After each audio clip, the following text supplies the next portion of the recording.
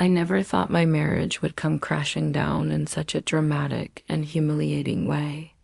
For years, I believed I had a strong bond with my wife, Clara. We had built a life together, raised three beautiful children, and presented ourselves to the world as a picture-perfect family. Behind that carefully painted image, though, lay cracks I didn't notice or maybe didn't want to see. The truth arrived one late evening in the most unexpected way, a phone call that would burn itself into my memory forever. I had just returned from work, exhausted, but still smiling as my youngest daughter ran to hug me.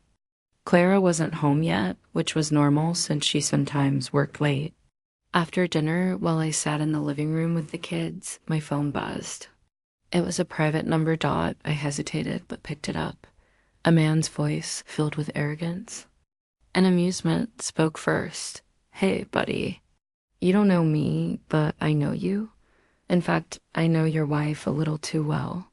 At first, I thought it was some kind of prank. My grip tightened on the phone. "Who the hell is this?" He chuckled darkly.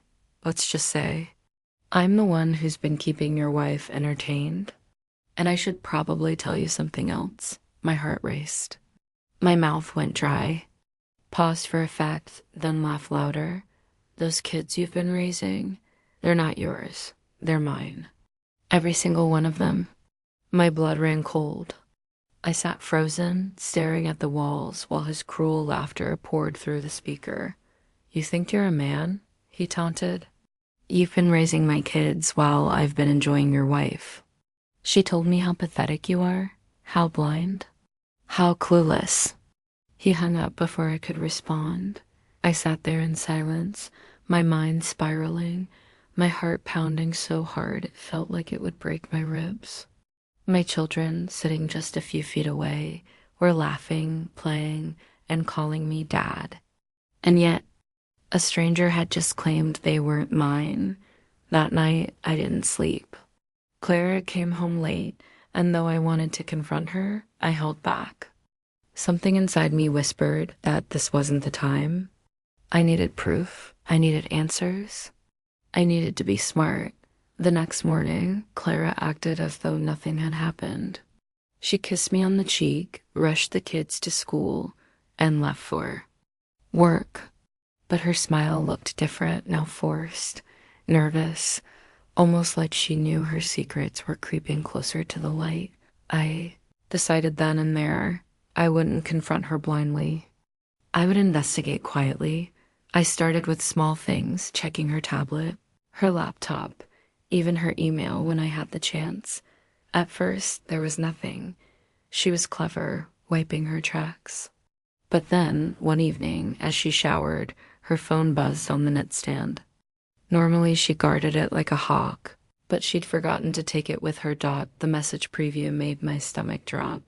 "Last night was amazing. Can't wait to see you again. He'll never know. Our secret is safe." My vision blurred. "Night." Hands shook. I opened the conversation.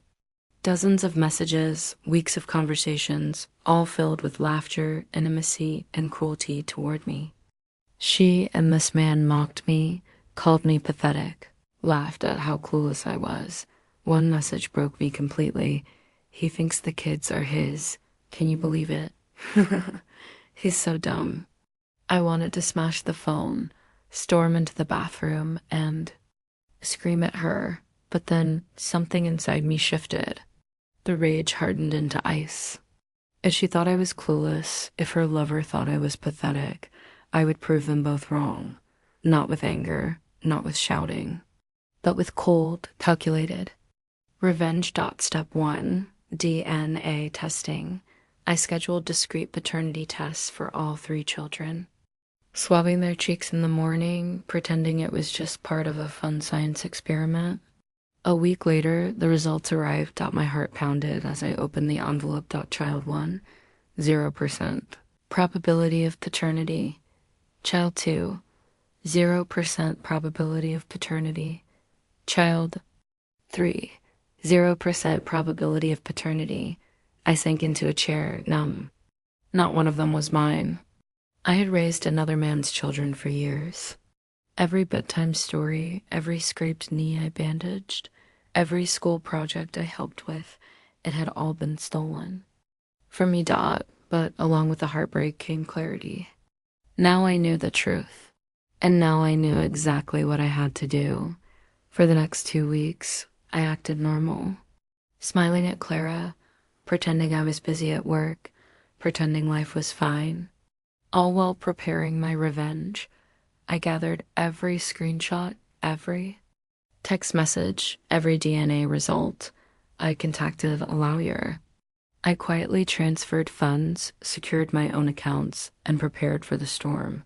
Then, on Clara's birthday, I set the stage. She had invited her family over to celebrate. The house was full, her parents, siblings, cousins, even some neighbors. Clara loved attention, and she soaked it in, laughing, drinking, basking in the spotlight. When it was time for gifts, she beamed at me, expecting the designer handbag she had been hinting about for weeks. Instead, I handed her a neatly wrapped box. Inside was a USB drive. She frowned. "What's this?" I smiled coldly. "Why don't you plug it in and find out?" The room fell silent as she connected it to the TV. Instantly, the screen lit up with screenshots, her texts, her photos, her mockery of me. Message after message, each one worse than the last. The crowd gasped, whispering in shock. Clara's face drained of color. She stammered, This isn't what it looks like." "Oh, it's exactly what it looks like," I interrupted. My voice was steady, calm, but sharp as a knife. I walked to the center of the room, holding up the DNA results. "And just so you all know how deep her lies go, none of these children are mine. Not one. She's been laughing behind my back for years, letting another man claim fatherhood while I played the fool."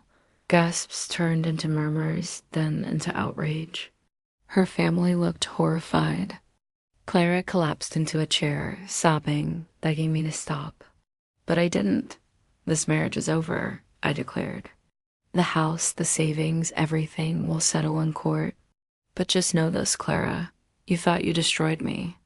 You and your lover thought you won, but tonight, you're the one exposed. You're the one broken." I turned and left the house, my lawyer waiting outside with the paperwork already prepared. In the days that followed, Clara's world crumbled. Her family turned against her.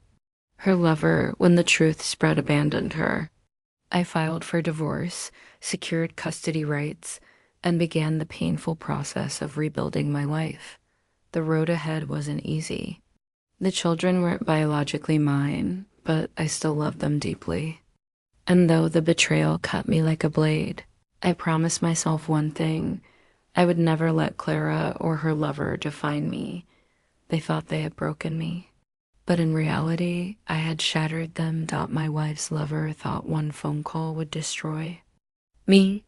Instead, it set in motion the chain of events that left him and her broken forever. And I walked away, scarred but stronger, finally free.